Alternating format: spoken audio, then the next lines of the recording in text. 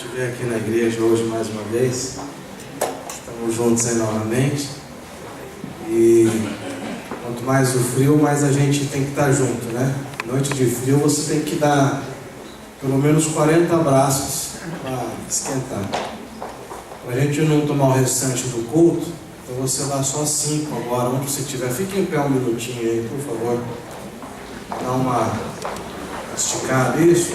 Pode esticar, pode aquecer. Dá 5 abraços aí, vai. A 5 pessoas diferentes, tá? Tem que ser específico, porque senão você dá 5 para outra pessoa e você está correndo. A gente vai. Aí perde o objetivo, né?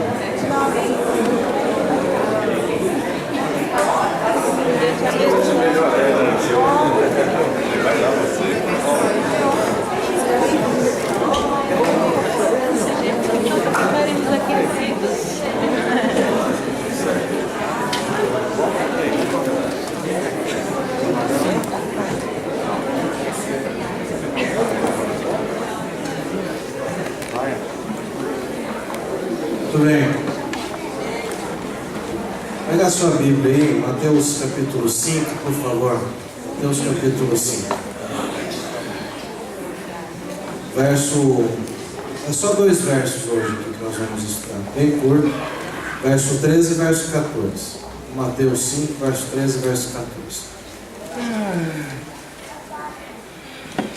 Mateus 5, verso 13 e 14. Estou feliz hoje, apesar do frio. Estou vendo mais da minha filhinha aqui. Minha esposa também conseguiu vir, minha filhinha. E é bom a gente saber que ela vai dormir bem tarde hoje. Quer dizer que a noite vai ser longa para os pais. Nada com uma notícia assim numa noite de frio. O tema de hoje é plugados na pregação, no testemunho. Plugados no testemunho.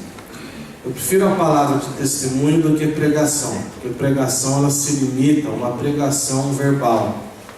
E são poucas as manifestações de pregação. Agora, testemunho tem que ver com tudo aquilo que a gente faz na vida. Então, desde quando você acorda, você já está testemunhando. Então, a forma como você se comporta é um testemunho, o que você pensa é um testemunho, tudo aquilo que se faz é um testemunho.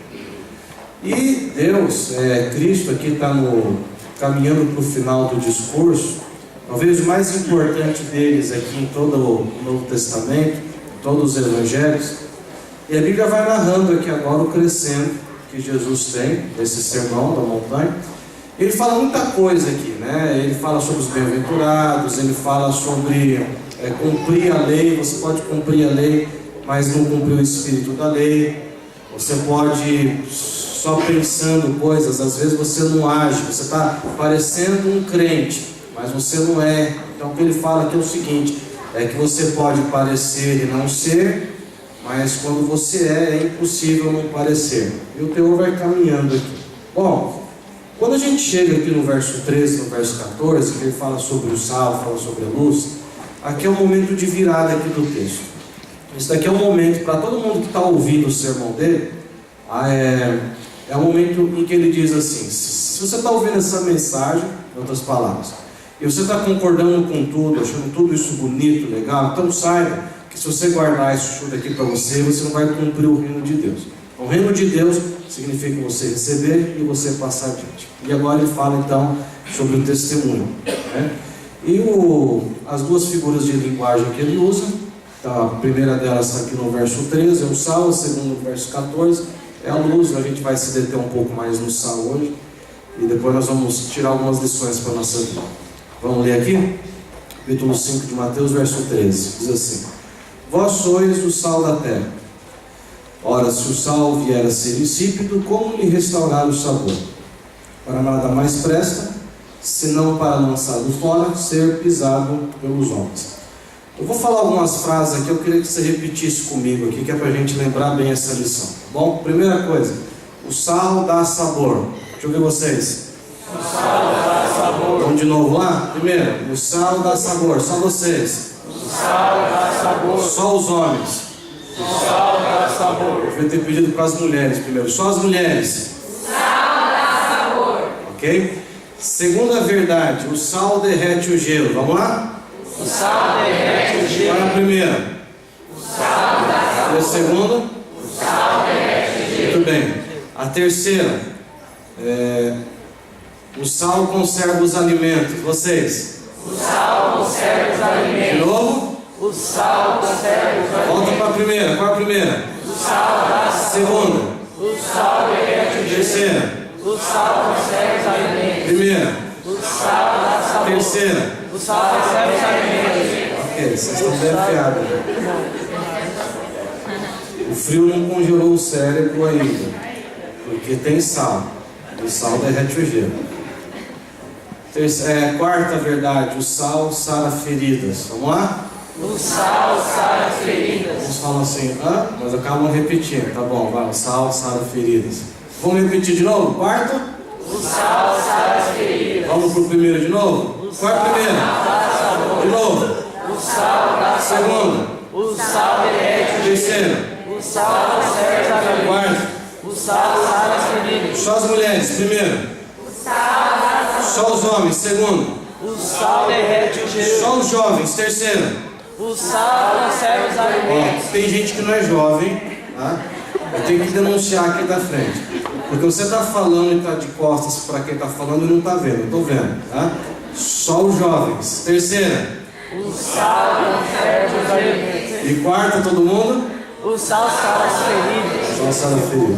Ok. Sal dá sabor, a gente sabe disso. Não precisa falar muita coisa sobre isso daqui. O sal derrete o gelo. Você que já foi em algum lugar que neva. Hoje a gente ficou sabendo que mais de 150 municípios do Brasil tiveram neve. Olha que legal. Será que foi legal? Legal porque eu não estou lá, né? Nos países onde neva, a prefeitura passa assim com aqueles tratores, tirando a neve da pista para os carros poderem andar. Em seguida eles jogam o sal. Quando a neve cai, o sal derrete o gelo, a água vai para o lado e ajuda para que o carro consiga andar melhor e dê menos acidente. Então, o sal derrete o gelo. O sal preserva os alimentos. Até hoje tem alimento que você sabe que nem precisa colocar na geladeira. Quando você compra alimento enlatado, geralmente tem água com sal, porque o sal preserva os alimentos. O sal preserva alguns tipos de carne, que até hoje você compra e você deixa pendurado ali semanas. Você sabe que ele vai ficar ali, curtindo, porque ele tem sal. E por último, o sal sara feridas. Eu não sei se você é da minha época. Quando eu bati a cabeça e saía aquele calo, eu não sei porquê, mas eu só lembro que a minha mãe passava sal. Eu não sei a ligação disso com o calo voltando para dentro. Eu sei que dava certo. As propriedades do sal, né? Ele drena, ele faz isso, ele isola, eu não sei, ele purifica, alguma coisa ele tem. É por isso que você vai encontrar sal, a fórmula salina, em algumas fórmulas medicinais e farmacêuticas, porque o sal tem propriedades de cura e de purificação. Logo, quando Jesus disse, vocês são o sal da terra, é porque ele quis dizer o seguinte: o cristão, o camarada que professar o meu nome, se ele não der sabor, ou seja, se ele não extrair dos outros o melhor que eles têm, se ele não for um agente de transformação, que faça com que brote na sua comunidade aquilo que ela não sabe que tem, mas com a presença dele ali a comunidade se torna melhor, a família se torna melhor, a rua se torna melhor. Se ele não tem essa característica, é porque ele não é o sal da terra. Pessoa que professa o nome de Jesus, em segundo lugar, se ele não tem a capacidade de derreter o gelo da indiferença e da falta de amor nas pessoas, ou seja, se a presença dele não traz calor, e pelo contrário, se a presença de um cristão só traz rancor, só traz mágoa, só traz decepção e só traz coisa ruim, é porque ele muito provavelmente não esteja sendo o sal da terra. Em terceiro lugar, quem professa o nome de Deus vive para preservar aquilo que é escasso no mundo. O alimento, a gente sabe tantas referências na Bíblia, o pão da vida, tudo, é Deus, é a palavra de Deus. É a pessoa que preserva os valores absolutos tão questionados hoje em dia. Eu queria ter comentado isso aqui um pouco ontem aqui quando a gente falou sobre a palavra de Deus e não deu tempo. Na oração eu mencionei alguma coisa. Há um escritor que ele lançou um livro recentemente, fazendo um estudo histórico dos Estados Unidos, não do ponto de vista profético, mas histórico. Nessa pesquisa ele chega a uma conclusão muito interessante, o professor Vanderlei Dornelles, e ele diz o seguinte: no começo do século passado, o inimigo número 1 da humanidade era o nazismo. E o mundo perseguiu e acabou com o nazismo. Depois de algumas décadas, após a Segunda Guerra Mundial, o inimigo número 1 da humanidade se tornou o comunismo. Essa daqui é a conclusão que ele chegou. O comunismo se tornava uma ameaça, de acordo com esse autor, e por isso que foi perseguido e aniquilado. Existem focos hoje, mas de acordo com essa pesquisa aqui, foi caçado. E hoje ele diz: no século em que vivemos, o inimigo número 1 do ser humano que deve ser caçado, deve ser destruído, é o fundamentalismo. As religiões absolutas, as metas narrativas, as pessoas que dizem que existe verdade definitiva, que é a verdade absoluta, que há uma revelação. Quem crê nisso, de acordo com o mundo hoje, é um fundamentalista. Ou seja, quem preserva, quem é salvo para preservar essas coisas, você começa a pensar no risco que você começa a correr. Em um mundo onde religiosos estão sendo já perseguidos pela mídia, onde você já tem que pensar 2 vezes antes de falar que é um crente, onde religiosos são tidos como pessoas extremas, que caçam os valores da sociedade, são homofóbicos, são pessoas exclusivistas e são pessoas que julgam as outras pessoas. Qualquer pessoa que se levantar para tentar preservar algum valor absoluto será tido como fundamentalista. Jesus disse: se você for salvo, você vai preservar aquilo que é bom, qualquer custo. Por fim, o sal sará feridas. Então, se você é um filho de Deus, professa o nome de Deus, você existe nesse mundo para curar as feridas da alma das pessoas. Não tem coisa pior do que alguém que carrega o nome de Cristo e faz tudo isso daqui ao contrário. Ao invés de curar, fere. Ao invés de derreter o gelo, bate de frente e tenta quebrar as coisas. E choca com as pessoas. Ao invés de preservar aquilo que é bom, se dilui e perde a sua utilidade. Não tem sabor, não tem nada. E que falta faz o sal numa receita que era para ter? Não sei se você já cozinhou alguma coisa que era para ter sal e não tinha. Sempre gostei de cozinha, isso não é novidade para muita gente, mas desde criança minha alegria era chegar na geladeira e limpar ela inteira em cima de um balde de miojo. Então a gente fazia muita coisa em casa. Eu sempre gostei de colocar tudo. Está na geladeira, meu pensamento, cabe num pacote de miojo, vai tudo. Na Inglaterra, eu mencionei aqui no começo da semana que os meus pais foram missionários, meu irmão e eu fomos enviados para a Inglaterra. No colégio onde estudávamos, éramos alunos internos, havia uma aula experimental, a cada 15 dias ela acontecia. Era uma aula de culinária.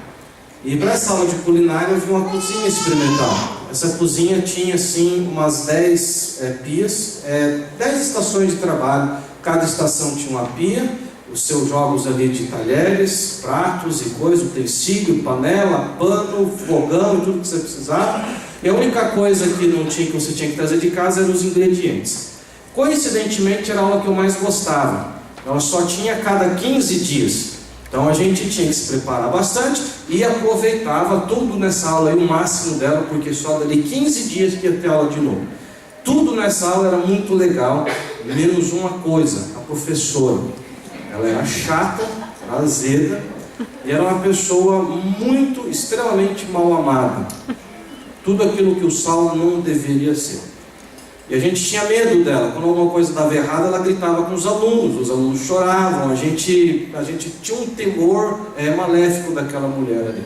Mas ela era gente boa no fundo. E uma vez ela teve uma ideia. Como nós tínhamos ali na minha sala, eu de brasileiro, tinha um italiano que estudava ali também, havia um americano, havia um mexicano, tinha algumas nacionalidades. Essa professora ela teve uma ideia, um dia ela falou assim: olha, daqui a 15 dias, cada aluno vai trazer da sua casa ingredientes típicos do seu país, nós vamos fazer uma cozinha internacional aqui, cada um vai experimentar a comida do outro, nós vamos aprender as culturas variadas aqui. Todo mundo ficou muito feliz, alegre, eu mais ainda.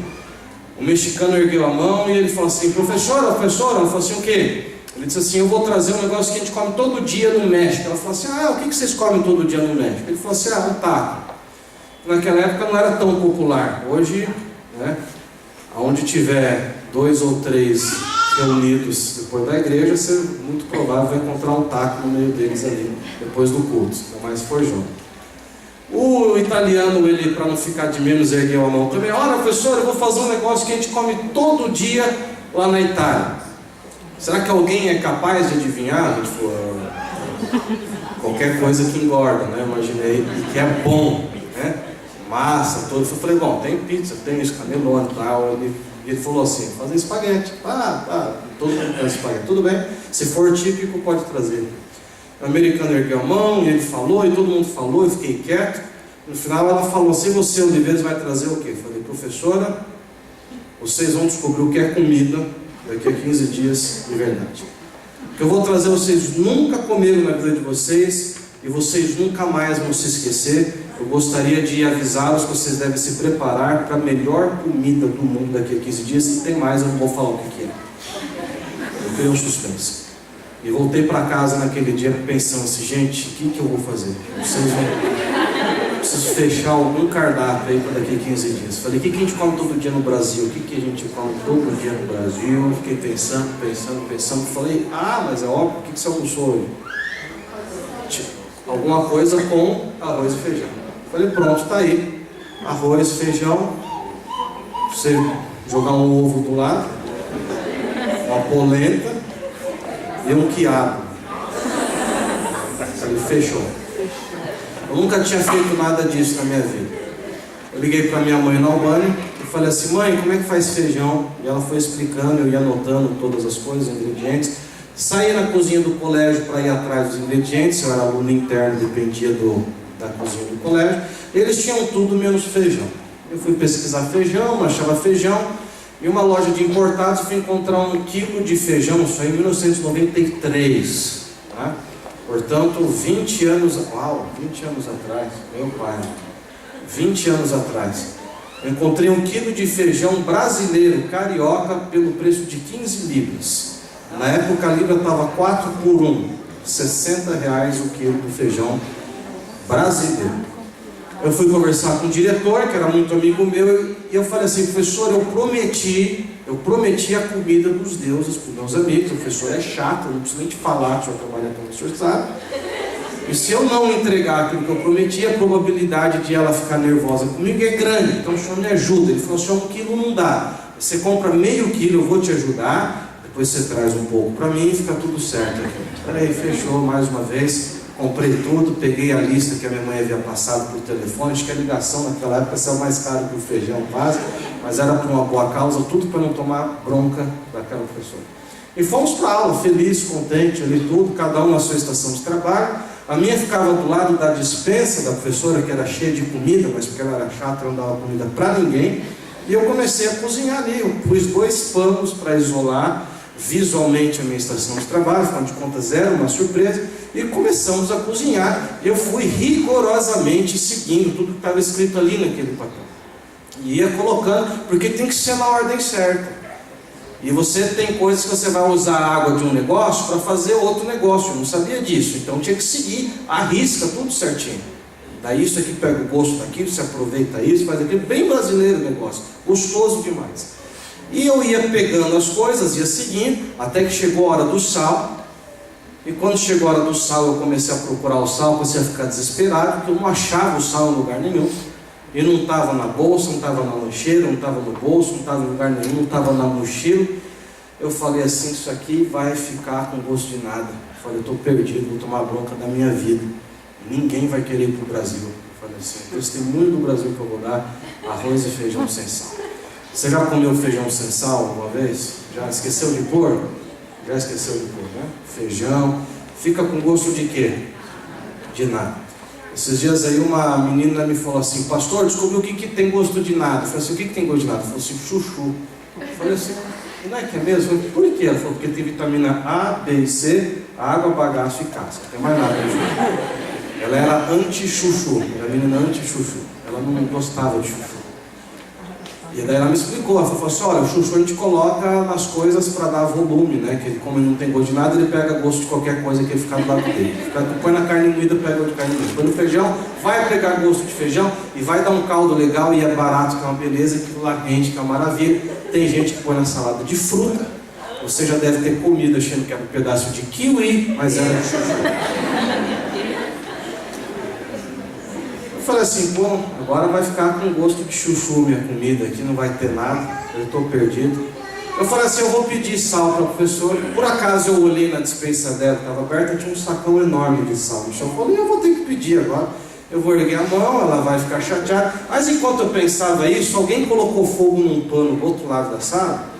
E ela foi gritando já com a criança ali, falando que eu não podia fazer aquilo, que onde se viu, e apagou o fogo, e quase tacou fogo no menino, de raiva e tal, e eu já com medo, eu peço, não peço. Eu esperei ela acalmar, quando ela acalmou, eu falei assim, bom, que eu olhava assim, falei, tá na hora do sal, tem que ter sal, é agora o sal. Eu falei, professora, um minutinho aqui, por favor. Ela já olhou assim, já com aquele olhar assim de, se for alguma coisa boba, né? E veio andando para cima de mim assim e falou assim, o que você quer? Falei, professora, é bem simples, né? Tá aqui a comida brasileira, eu tentei enrolar, ela falou assim, o que você quer? Eu disse, eu preciso só de um pouquinho de sal. Ela falou assim, cadê seu sal? Eu falei, esqueci. Ela falou assim, problema seu. Virou as costas. Eu fiz assim, tá?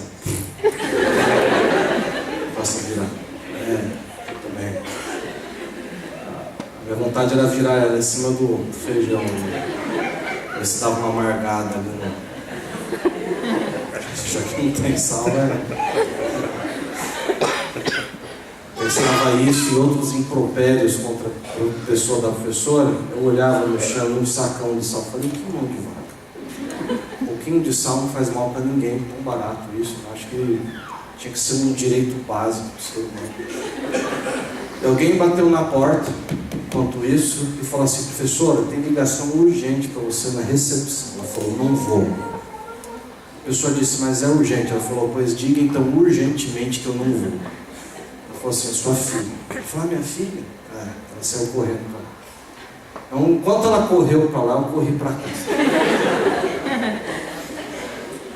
E eu fiquei num dilema, eu falei, eu pego, não pego, vai roubar, não, mas eu pago mensalidade, aquela coisa toda, né? E eu fiquei assim, acho que no máximo 1 minuto nesse vai, não vai, foi o tempo dela ir, voltar. Quando eu ouvi os passos dela voltando, eu falei assim, eu vou. Foi com as 2 mãos. Fui andando até a minha estação de trabalho, né, ia despejando sal em tudo quanto é lugar. Quando chegou assim, eu ouvi ela entrando, eu joguei. Ele caiu no balde de feijão, começou a borbulhar, um monte de fumaça começou a sair. Eu limpando assim, da forma como podia, ela entrou e ela já me olhou. Quando ela me olhou, eu estava cozinhando assim, tranquilo. Olhei para ela, e a aula aconteceu, foi embora. Acabou a aula, colocou aluno por aluno, um do lado do outro ali. Eu já estava o último ali, já fiquei. Ela colocou assim um aluno, uma mesa cheia de comida, e ela ia passando do outro lado, experimentando e dava nota. Só que eu não sabia que ela ia fazer perguntas técnicas sobre a comida, não sabia nada. A primeira pergunta que ela fez para o rapaz da macarronada, ela falou assim, quais as propriedades nutricionais do molho? Eu falei, meu pai, estou perdido. E o menino falou, o molho tem proteína, o molho tem tanto de sódio, tem tanto de carboidrato, e a energia dele é assim, e sais minerais, e as vitaminas, tal, o cara sabia tudo. Ela experimentou a macarronada, deu a nota, foi pro americano, o que você fez? Ele falou assim, fiz aqui um hambúrguer, batata frita, fiz não sei o quê. O que tem no hambúrguer? Ela falou, ele respondeu, tem proteína, tem gordura. Eu falei, a batata frita tem gordura, e o outro também tem gordura. E ele ia passando. Ela pegou, experimentou, deu a nota, o mexicano, que estava com pimenta, a gente ficou feliz da vida. A gente descobriu, ela disfarçou, ela perguntou o que tinha, ele sabia, e foi vindo, chegou em mim. E eu estava tentando decorar as palavras que os outros tinham falado para ver se cabia. E na hora do aperto você não lembra de nada, essa é a verdade. Ela falou assim: Oliveiras, o que você tem? Eu falei: tem comida aí, né? Arroz, feijão, né? Sal, tem tudo. Eu falei assim: quais as propriedades nutricionais do feijão? Eu falei: professora, a senhora vai ter que ser mais específico. O feijão é um dos alimentos mais ricos que existe no planeta. E aqui o que a senhora quiser, você vai contar no feijão. Ela falou: por exemplo. Eu falei: não, um exemplo me dá a senhora. Eu te falo se tem ou não tem.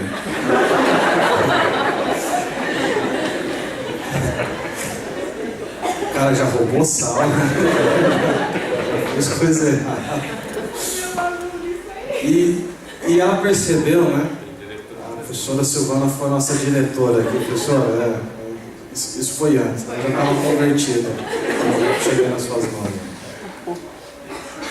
Então ela percebeu que eu não sabia nada. E ela fez uma pergunta, como quem já sugeriu na resposta para facilitar. Ela falou assim: o feijão não tem ferro? E eu falei: tem ou não tem ferro? Não tem ferro? Eu já fui perguntando. Eu falei: peguei. Falei: se tem ferro, aqui ferro. Aliás, ferro é o que mais tem. Tem ferro no caldo, feijão, no broto, você for ver na árvore, tudo tem ferro. Ela falou assim: o que mais que tem? Eu falei: tem ferro, tem alumínio, tem cobre, tem o que você quiser. Ela falou: chega, obrigado, parabéns. Os alunos olharam assim: nossa, como ele sabe. Eu falei: rapaz, tem feijão, tem verdade. Achando que é farricazinho, o negócio aqui é substância, né? Como dizem. O negócio é ferro. Daí ela falou assim: bom, então vou experimentar. Pegou uma colher, mexeu no feijão, e ela foi direto no feijão, que era assim, a grande diferença, o prato era o feijão. E ela mergulhou ali, começou a mexer, e eu olhando assim, aquele rastro de sal assim, no chão, né? Eu entrando na frente, para ela não ver. Né? E assim, ela foi mexendo, e eu preocupado, e eu comecei a ver assim que ele fazia um rastro certinho, que fazia a prova do crime. Eu falei assim: bom, espero que ela goste tanto, que ela com o olho fechado e não veja isso. Eu olhando assim, ele ia certinho. Saía da panela para o chão, chegava na despensa, ia em direção ao saco. E daí eu olhei ali o saco e eu percebi que não tinha um saco apenas, tinham dois. Aí eu olhei bem, eu olhei assim nitidamente, um era de sal e o outro era de açúcar. Eu falei assim: não, isso aqui não aconteceu. Eu falei: vamos seguir direito. Aqui o negócio ia em direção ao de sal. E na última hora eu fazia uma curvinha, dava uma jogada e caía no de açúcar. Eu falei assim: eu tenho que parar essa mulher aqui. Limite, e vamos parar. Porque eu virei para ela assim, eu tentei, mas eu olhei, ela já estava com a colher na boca. Eu falei assim: agora está entregue aí, vamos ver. E ela, quando ela pôs a colher na boca, ela regalou os olhos, eu arregalei junto. Ela passou. Ela nem mastigou, já engoliu, ela fez aquele... Foi direto. Ela começou a piscar, começou a respirar fundo, assim. A hora que ela abriu o olho, eu vi que a pupila dela estava dilatada, desse tamanho, assim. Falei: meu pai, diabetes, matei a mulher. Falei assim: bom, eu vou deixar ela se pronunciar primeiro, depois eu me confesso se necessário. E ela ficou olhando para mim, eu esperando a reação dela para agir em cima da reação dela. E eu fiquei em silêncio, esperando. E 1 minuto mais ou menos ali, nada, 1 minuto e meio, ela... Acho que veio muita coisa na cabeça dela, o que falar. E preocupou-a o fato de talvez ela ofender a cultura brasileira, um país estrangeiro, do qual ela desconhecia. E ela foi muito criteriosa nas palavras dela. Ela falou assim: Oliveiros, vocês comem esse prato no Brasil? Eu olhei assim, falei: feijão, arroz, quiabo, a gente come. Ela falou assim: desse jeito? Eu falei assim: desse jeito, assim, com a colher, né, igual a senhora fez, o mesmo esquema lá, a gente tem mesmo raciocínio. Ele falou assim, mas é diferente, né? Eu falei, professor, é muito diferente. Você não imagina quão diferente é isso aqui. Ela falou, tá bom. Ela me deu a nota, saiu, foi embora. E, conclusão dos fatos, ela nunca quis vir para o Brasil. Eu levei a comida para o diretor, só que eu avisei ele que ele era meu amigo, e eu falei assim, professor, eu quase matei a professora lá, e segurou uma risadinha bem contida, que eu acho que era ele ficou meio feliz, mas a ética não permitiu. Daí eu expliquei para ele. Ele sim veio para o Brasil depois. E me explicou, né, uma lição. Ele falou assim, bom, Oliveira, eu espero que você tenha entendido, depois de tudo aquilo que eu gastei no seu prato, aquilo que quase custou para o sistema educacional do colégio, que você tenha aprendido a prestar atenção na receita e a ver as coisas da forma certa. Às vezes parece que é sal, mas não é sal. Você pode parecer e não ser. Você pode parecer um bom pai e não ser um bom pai. Pode parecer... Os atores se parecem com médico, com isso, com super-heróis, mas não são. Você pode se parecer um bom crente, você pode parecer filho de Deus, você pode parecer alguém que é piedoso, você pode ter cara de gente de bem, você pode parecer muita coisa. Agora você pode parecer e não ser. Agora é impossível você ser e não parecer. O sal, somente o sal passa pelo teste da autenticidade. Somente ele. E ele tem muito mais do que 4 características. Ele tem muito mais. Mas aqui, eu quero encerrar, deixando com você aqui, o seguinte pensamento. Como é que o sal trabalha? O sal ele não é de impacto. A luz é de impacto. Jesus ele fala assim, o cristão ele tem essas duas vertentes. Uma que ele se mistura. Então assim, para Cristo, a ideia mais clara é que o cristão se mistura, o cristão isolado, o cristão monge, o cristão alienado, o cristão no saleiro. O sal no saleiro não tem poder nenhum. Aliás, se ele ficar muito tempo dentro do saleiro, é aí que ele perde o sabor dele. E é o que Jesus diz, quem perdeu o sabor vai ser jogado no chão e a galera vai pisar em cima. E a ideia aqui era de juízo mesmo. Porque na época em que salário era pago com sal, e daí a palavra salário, camarada que acumulasse muito sal e que ele guardasse até o final do ano, ele ia chegar a descobrir que tudo aquilo que ele trabalhou não valia mais nada. E quando o sal perdia o sabor, a figura mais comum era de se jogar no chão, pisar e assim ficar lamentando. Quanto que eu trabalhei, olha o que eu fiz, eu dei o meu sangue por isso aqui, eu dei o meu suor por isso daqui, e para nada, tudo em vão, tudo em vão. E interessante é você imaginar Deus fazendo a mesma coisa. Eu dei o meu sangue por isso aqui. Eu dei o meu suor, eu dei tudo que eu tinha, para que tivesse sabor, para que derretesse o gelo da indiferença, para que curasse as feridas e para que mantivesse aquilo que era de valor. Em vão. A gente não imagina Deus fazendo isso, pisando e lamentando. Enquanto a luz é um testemunho de impacto, ela é visível, ela dói o olho, você vê, acendeu. E às vezes até demora, e o cristão ele tem essa vertente, em algum momento ele tem que abrir a boca e falar, eu sou cristão, eu creio no sábado, eu creio nas doutrinas, eu aguardo a volta de Jesus, eu sou um adventista do 7º dia. Em algum momento ele tem que ser luz e apontar o caminho para as pessoas. O sal, por outro lado, ele tem um trabalho que não aparece. Ninguém experimenta um prato e fala, que delícia de sal, isso aqui, onde você arranjou esse sal? Você fala assim, onde você arranjou esse, sei lá o que, essa massa? Onde você arranjou esse bife? Isso aqui você come isso. Esse queijo vem da onde? Ninguém fala do sal. O sal só se percebe pela ausência ou pelo excesso.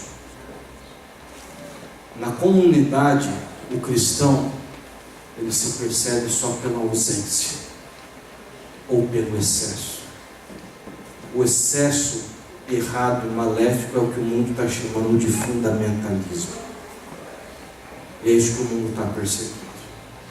E muitos cristãos com medo de serem taxados fundamentalistas, estão pecando na ausência. O grande fato é que o sal se mistura. O sal é sal na academia.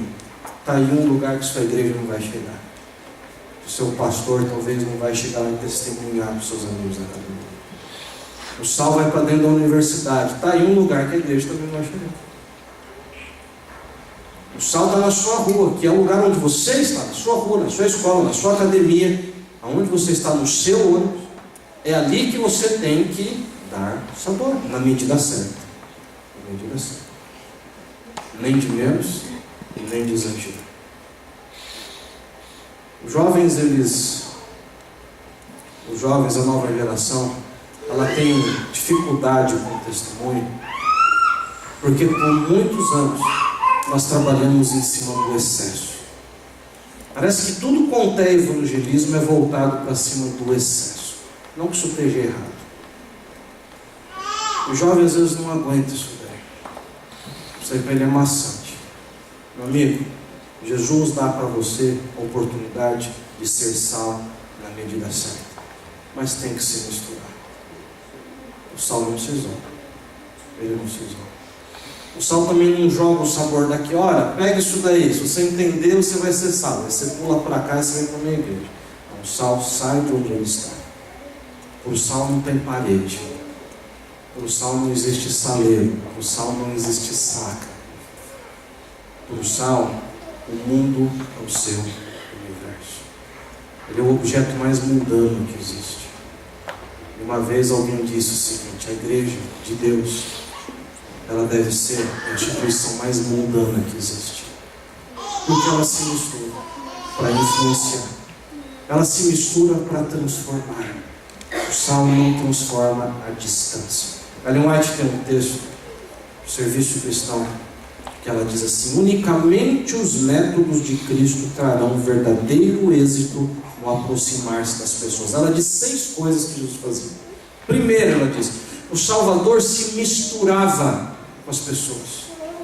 Segunda coisa, ele se misturava com alguém que lhes desejava o bem, porque você pode misturar por interesse. Jesus se misturava com alguém que desejava o bem. Terceira coisa, demonstrava simpatia para com a pessoa. Quarta coisa, atendia suas necessidades. Quinta coisa, ganhava-lhes a confiança. Então, verso 6, é que ele dizia: segue. Isso é só. Misturava-se com as pessoas como alguém que lhes desejava o bem, demonstrava simpatia, atendia a necessidade, ganhava confiança, então dizia: segue. O cristão que quer chegar e só falar: ei, segue-me, ninguém vai seguir. O líder que disser para o seu jovem: você está errado, segue, ele não vai te seguir e vai debochar de você. Há muito cristão que só quer julgar, mas não quer discipular. Você quer ver os jovens da sua igreja mudar? Discipule-os. Gaste tempo com eles. Você quer influenciar a geração que veio antes de você, meu querido jovem? Não tente chocar de frente. Respeite e vai discipulá-los também. Eles foram jovens que nem vocês. A questão é o seguinte: unicamente o método de Cristo. A Norte diz: é só esse método que vai dar certo. Não existe outro método. Se não conviver, se não gastar tempo junto, se não se apoiar, se não atender as necessidades, não adianta falar em cabelo, não adianta falar em roupa, não adianta falar em música, não adianta falar em tipo de culto, não adianta falar em nada disso. Não vai entrar, mas vai sair. O sal se mistura. Quando ele se torna um com a comida, ele causa transformação. O cristão tem que se misturar até que ele esteja impregnado no mundo, não o mundo nele. E é assim que ele causa transformação. Ele causa transformação deixando de ser quem ele é. Ele morre para si mesmo, para valorizar o outro. Só vai mudar a cabeça de um jovem, líder, que estiver disposto a dar vida por esse jovem, que amar esse jovem, se aproximar como alguém que quer o bem, demonstrar simpatia, atender as suas necessidades e ganhar na confiança. O dia que você fala: segue, ele vai seguir você. A mesma coisa você, jovem, com seu pai, Você que quer corrigir o seu pai, está cheio de razão, né? Vai se misturar com o seu pai. Vai calçar o sapato dele. Como alguém que o bem atende às suas necessidades. Você vai ser um transformador. Você vai ser uma pessoa plugada no testemunho. Nós somos o sal. É só assim que nós vamos ser usados. Quero chamar a banda aqui à frente. Nós temos cantado essa música todas as noites. Hoje não vai ser diferente. Para ser servo de Deus, tem que ser salvo. Para dar o testemunho, tem que dar o sabor. Transformação na medida certa. Não pelo excesso, não pela falta, mas do jeito que Deus quer. Ser e não parecer. É isso que nós queremos. Então hoje, enquanto você canta essa música, você tem a oportunidade de, mais uma vez, dedicar a sua vida a Deus. E pensar, tomar uma decisão onde você está. Talvez você não esteja trabalhando para Deus. Talvez você não esteja se movimentando pelo reino de Deus. Você é um sal que quer ficar dentro do saleiro. Aquele que começa a ficar grudento, pegajoso, começa a atrapalhar todo o processo do sal. Hoje é o dia que você entendeu. O sal, ele olha para fora. Aqui dentro, como um saleiro que nós somos, igreja, é o lugar onde a gente celebra aquilo que está acontecendo lá fora. E se eu não sair daqui hoje, para dar sabor lá fora, preservar os alimentos, quebrar o gelo da diferença, e trazer cura para as pessoas feridas, eu não sei o que eu estou fazendo aqui nesse momento. Seja o sal da terra, seja usado por Deus, deixe que Ele te use assim.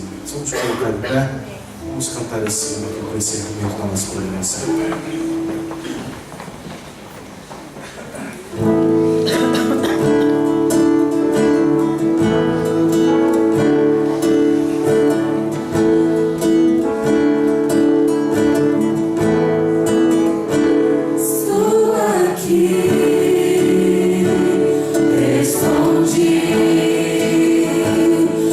Chamado para servir.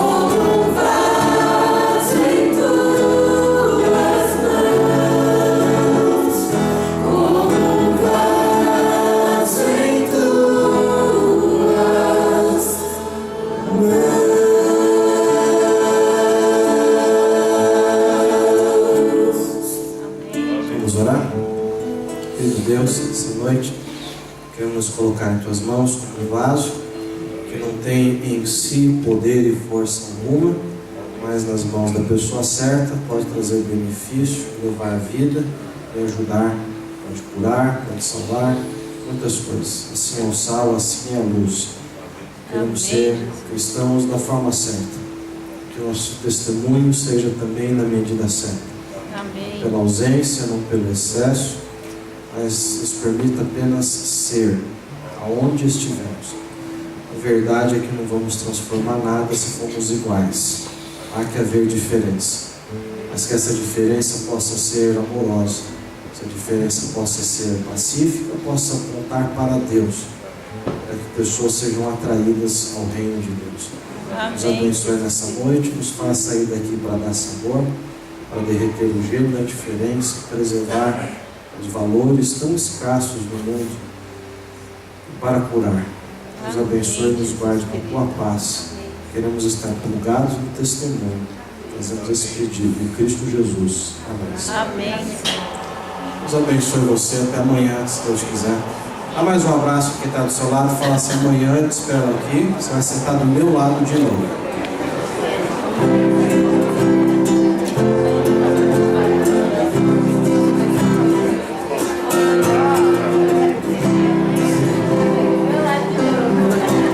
Pessoal, só lembrando que amanhã, no mesmo horário, nesse mesmo local, tá? Estaremos aqui. O Luiz está falando para mim que espera que cada um traga uma visita, porque tem brinde para as visitas. E ele falou que se o número for bom para incentivar, quem trouxer também ganha. Certo? Lembrando também que na sexta-feira a gente tem a Santa Ceia e a gente encerra a semana só no sábado.